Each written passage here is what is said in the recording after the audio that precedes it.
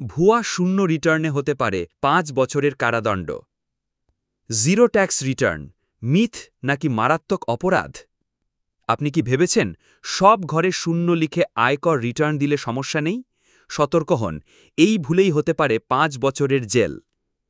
সাম্প্রতিক সময়ে Facebook, YouTube সহ বিভিন্ন সামাজিক মাধ্যমে প্রচার হচ্ছে রিটার্ন ফর্মে সব ঘরে শূন্য লিখে রিটার্ন বাতিল করা যাবে।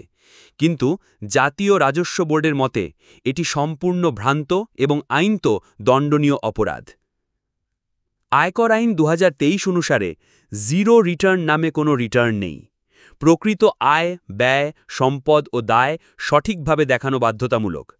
মিথ্যা বা শূন্য তথ্য দিলে ধারা ৩১২ ও ধারা ৩১৩ অনুযায়ী সর্বোচ্চ ৫ বছর পর্যন্ত কারাদণ্ড হতে পারে।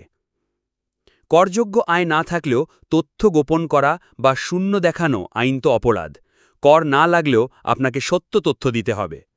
জাতীয় রাজস্ব বোর্ড বলছে, সঠিক তথ্য দিয়ে রিটার্ন দাখিল করুন, দেশের উন্নয়নে গর্বিত অংশীদার হন এবং প্রতারণামূলক জিরো রিটার্নের ফাঁদে পা দেবেন না। মনে রাখবেন, সঠিক করদাতা মানেই সুরক্ষিত নাগরিক। ভ্রান্ত তথ্য নয়, সত্য তথ্য দিন। সতর্ক থাকুন, আইন মেনে চলুন। শ্রুত, জাতীয় রাজস্ব বোর্ড। ধন্যবাদ।